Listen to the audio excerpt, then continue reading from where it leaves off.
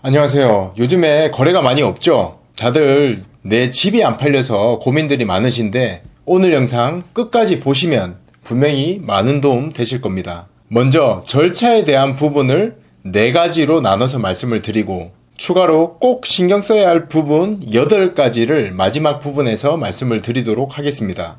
영상 끝까지 보셔서 원하는 목표 성취하시길 바라겠습니다. 먼저 절차에 대한 부분인데요. 첫 번째, 시세 파악입니다. 인터넷 사이트나 중개업소를 통해서 호가와 실거래가의 갭을 알아보셔야 하는데요. 호가란 받고 싶은 금액을 이야기합니다. 실거래가는 실제로 거래된 금액을 이야기하는 거겠죠. 현재 분위기나 상황이 과거 실거래가 기준 시점보다 좋다고 판단을 한다면 그 금액보다 업된 금액에서 거래가 될 것이고 반대로 좋지 않다면 다운된 금액으로 거래가 될 겁니다. 체크하는 방법은 수급 현황을 잘 파악을 해서 즉 수요와 공급 현황을 인터넷이나 중개업소를 통해 잘 파악을 하셔서 앞으로 분위기가 어떻게 흘러갈지를 알 수가 있습니다. 예를 들어 수요는 많은 것 같은데 공급은 3주에 한 건이다. 그렇다면 가격이 우상향하고 있을 가능성이 매우 높겠죠. 이럴 경우 조금 가격을 높게 내놓아도 거래가 될 수 있다는 이야기입니다. 이렇게 이 가격 정도면 지금 당장 거래가 될 수 있겠구나 하는 가격을 파악을 하셔야 합니다. 두 번째, 가격 정하기입니다.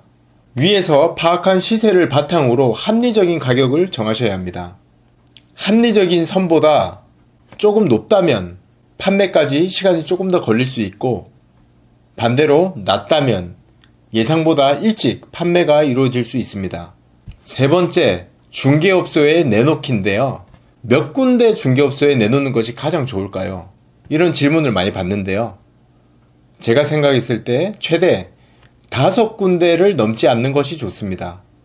예를 들어 단지 내에 한 군데에서 한 2군데 정도, 그리고 주변 단지에 한 군데, 또 인터넷 홍보 열심히 하는 중개업소 한 군데, 뭐 이런 식이죠. 여러 군데 줄줄이 내놓으면 좋을 것 같은데 결코 그렇지 않습니다. 오히려 소문이 막 나면 중개업소에서 내 물건에 애정을 좀 덜 가질 수도 있고 또 뭔가 급해 보이기 때문에 심리 게임에서 불리하게 작용을 할 수가 있습니다. 중개업소에 의뢰할 때 팁을 좀 드리자면 볼륨에 따라 좀 차이는 있겠지만 원래 받고자 하는 가격에서 뭐 적게는 한 500만원, 많게는 한 1000만원 정도 업 해놓은 가격으로 홍보를 해달라라고 이야기를 하고 정말로 살 손님이 있으면 그 정도는 깎아서 계약하겠다 이렇게 이야기를 해두시면 좋습니다. 그러니까 최소 이 정도는 받아야 한다. 내 손에 뭐 이런 느낌이죠. 이유는 그렇게 해야 가격 방어도 잘 되고 구매자 심리 또한 조금이라도 깎아서 매입을 했을 경우 만족도 또한 높기 때문입니다. 이 중개보수 또한 이야기가 나온다면 무조건 뭐 깎아달라고만 할 것이 아니라 잘 팔아주면 좀 잘 챙겨주겠다 이런 식의 느낌을 전달하는 것도 중요합니다. 물론 실제로도 그렇게 해주셔야 하고요. 마지막 4번째, 소통하기입니다. 여러 군데 막 줄줄이 많이 내놓는 것보다 더 중요한 것은 소통을 하는 건데요. 내놓은 중개업소와 한 5일에서 한 10일에 한 번 정도 정기적으로 소통을 하는 것이 중요합니다. 피드백을 주고받고 분위기를 한번 물어보는 거죠. 그리고 어떤 이유에서 손님이 결정을 미루고 있는지 한번 조심스럽게 물어보는 겁니다. 자, 다음은 집 보여줄 때 꼭 신경 써야 할 8가지 정보에 대해서 말씀을 드리겠습니다. 첫 번째, 향기입니다.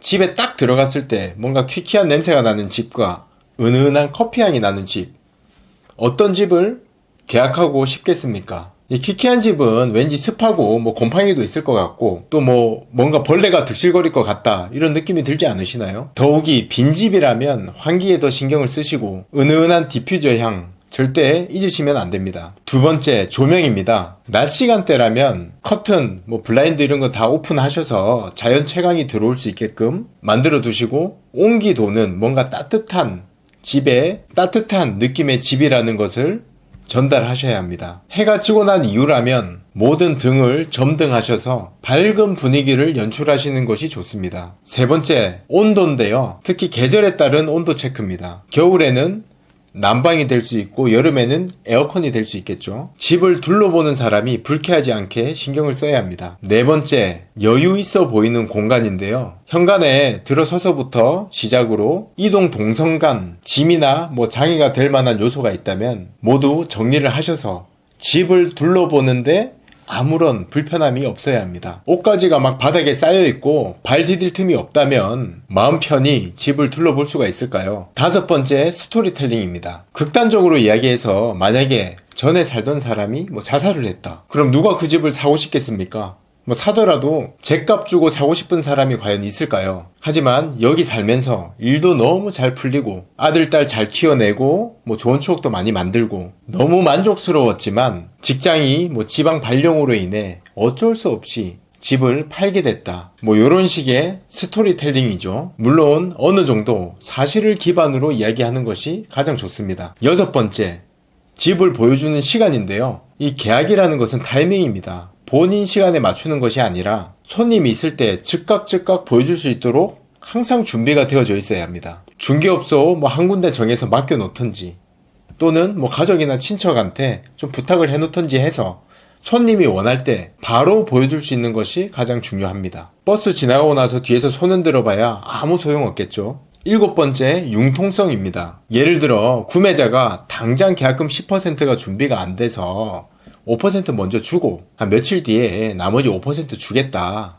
이런 거는 충분히 들어줄 수 있는 거죠. 너무 본인 주장과 고집만 부리면 될 것도 안 됩니다. 결국 뒤늦게 후회만 하게 되겠죠. 마지막 여덟 번째, 좋은 이미지입니다. 좋은 이미지를 만들기 위해서는 이참에 안 쓴 짐도 버리고 청소도 좀 깔끔하게 하시고 주방에 묵은 때가 있다면 매직 블럭 이런 거 있지 않습니까? 그런 걸로 제거를 하셔서 상시 관리가 잘 되고 있다, 이런 이미지를 전달하시는 것이 또 중요합니다. 주방이 깨끗해 보여야 또 집 전체가 쾌적해 보일 수가 있습니다. 자, 오늘은 주택 죗값 받고 잘 매각하는 방법에 대해서 얘기 드렸는데요. 어떻게 도움이 많이 되셨나요? 불경기에 모두 힘내시길 응원드리겠습니다. 도움이 되셨다면 조.9r 부탁드리겠습니다. 감사합니다.